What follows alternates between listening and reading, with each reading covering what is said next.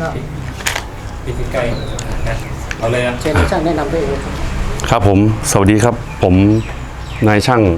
อภิสิทธิ์คำตุ้ยเป็นตัวแทนจาก PSI ตัวแทนมาตรฐานดีใจมากครับที่มีโอกาสมาให้ความรู้เกี่ยวกับการติดตั้งจานดาวเทียมและการบำรุงรักษาที่โรงเรียนพระปริยัติธรรมป่างิ้วครับผมถ้าพูดถึงจานดาวเทียมในการรับชม DLTV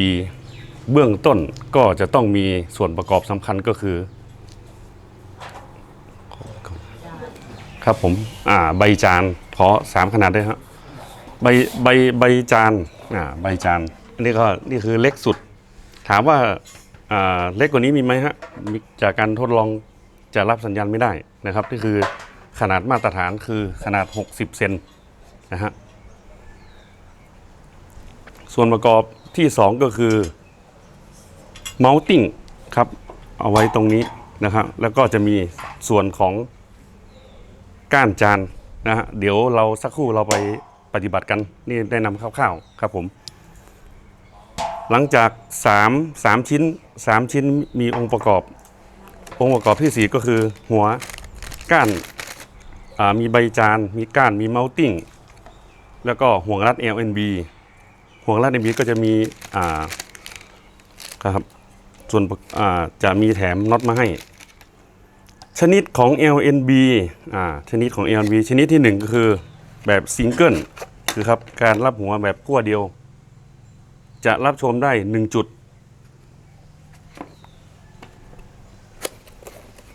นี่แบบทวินแบบ2ขั้วครับก็สามารถรับชมได้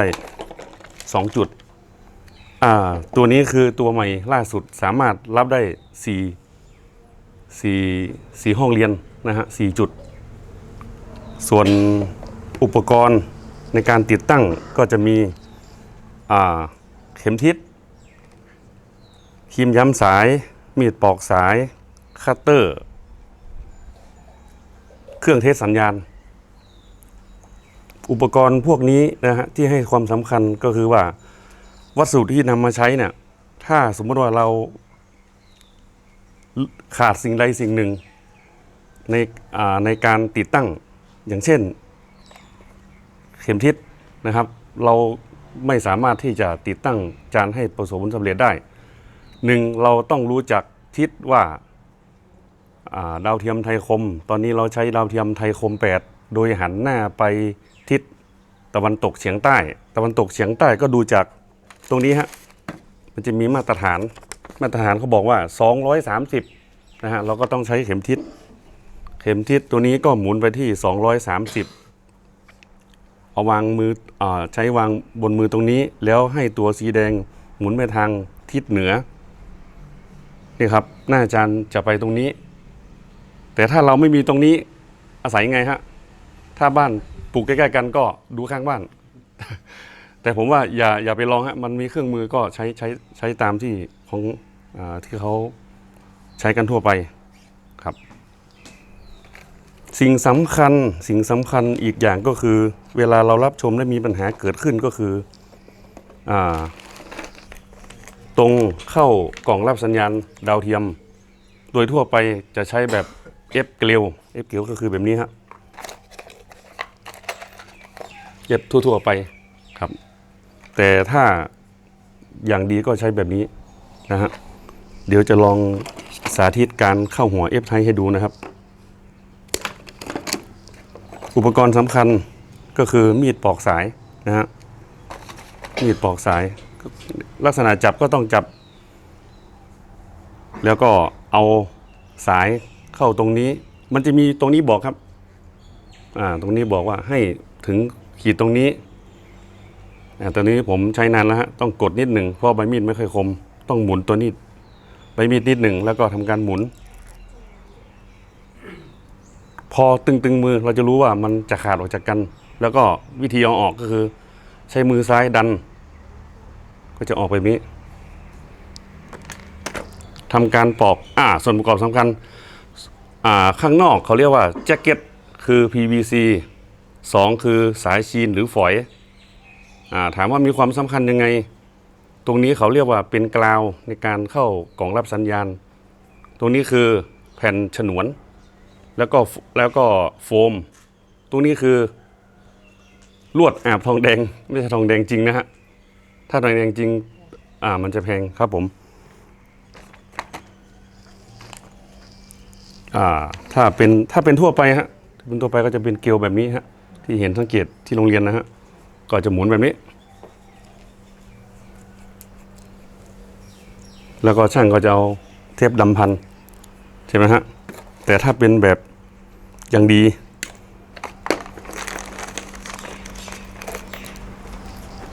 เนี่ยฮะมันจะมียางกันน้ำแล้วก็เสียบเข้าไปแล้วก็หมุนให้พอตรงที่เป็นโฟมครับสีขาวๆเมื่อกี้แจ้งให้ทุกท่านทราบนะฮะหลังจากนั้นเราก็ใช้ตัวนี้ฮะเป็นตัวอัดเดี๋ยวขอนะฮะท่านกระเป๋านะฮะกระเป๋าตัวนี้มันหลุดครับเอาอีกตัวหนึ่งครับนี่เขาเรียกว่าครีมอัดนะฮะเดี๋ยวเราจะใช้อีกตัวหนึ่งคือตัวบีบ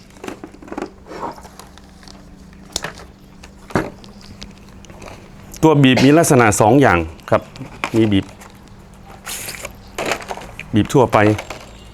บีบแบบนี้ก็มันอยู่ที่นะฮะน้ำหนักมือแต่ตามที่ผมใช้ตัวนี้จะง่ายกว่า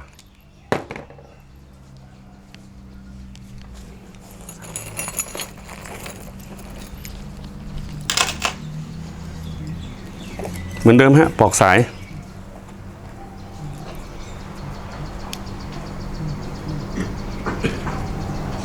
หมุน1 2 3ประมาณ 5-6 รอบเต็มที่นะฮะใช้มือดัน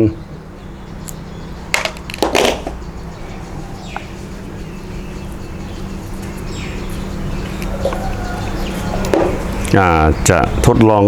ครีม2ตัวว่าจะมีความแตกต่างกันยังไงครับ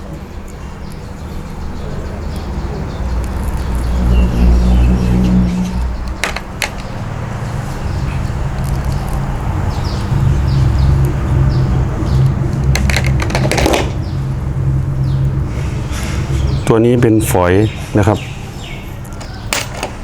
ที่เขาเรียกว่าเอฟไทบีบนะฮะตัวนี้ไม่มีเกลียวไม่มียางกันน้ำหมุนเข้าไปนะฮะลักษณะการบีบนะฮะต้องบีบแบบนี้นะฮะอย่าไปบีบแบบนี้นะครับใช้นะฮะตัวข้างนอกให้ตรงกับขอบของ LNI เอฟไทแล้วก็บีบ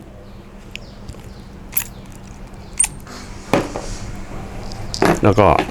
นะฮะตัดสายตัวนี้ก็เป็นเอฟบีบเช่นกันแต่ใช้ครีมบีบอีกชนิดหนึ่ง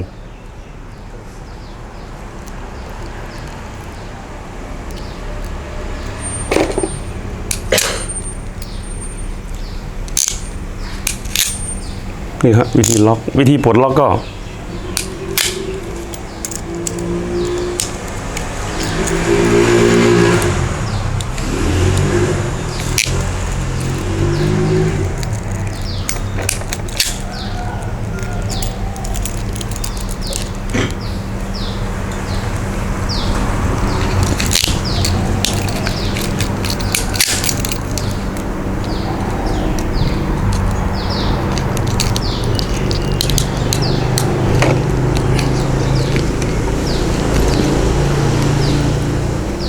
ของใหม่ฮะไม่ได้ใช้ ครับผมแล้วจะลักษณะจะเป็นแบบนี้นะฮะ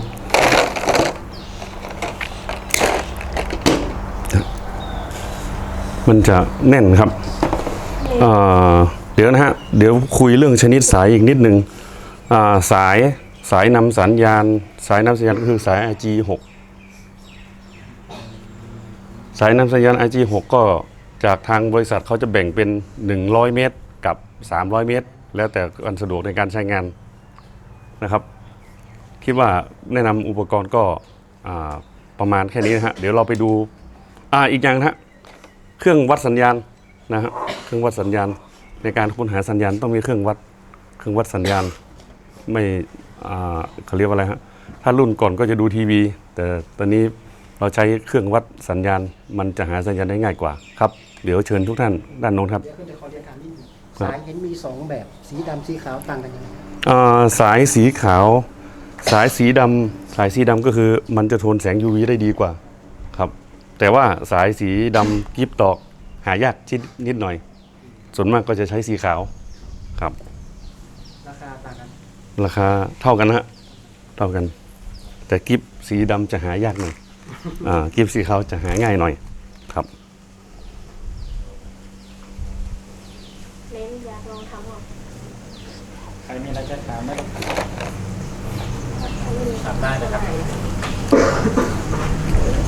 จานใหญ่กับจานเล็กต่างกันยังไงรู้ไหมจานใหญ่ ตามไปยังเมื่อกี้ของใหญ่ต้องดีกว่าเนาะ และสัญญาณดีกว่าในกรณีเกิดที่บ้านหมุนไปหมุนมาไอ้ตัวสายข้างในมันหักแล้วอุปกรณ์เราก็ไม่มีเราจะทำยังไงรู้ไหมแก้เบื้องต้นหืม เข้าที่บ้าน ก็คัตเตอร์เนาะ ครับ ในเวลาคัตเตอร์กรีดก็ระวังให้ดีมันจะไปโดนสายข้างในสายเส้นลวดเล็กๆข้างในน้องก็ลองหมดละ โดนนิ้วฮะ มันไม่มีเครื่องมือช่าง โดนนิ้วใช่ไหมครับ ครับ ครับ ไอตัวที่ทดลองสายนี่คือตัวแจ็คเสียบเข้าไป อ่ะ ครับ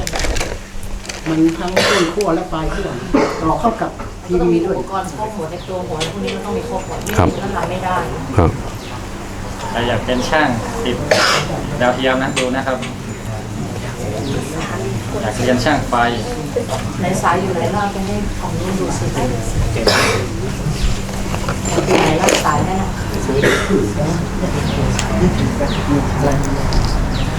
ฝั่งนี้มัน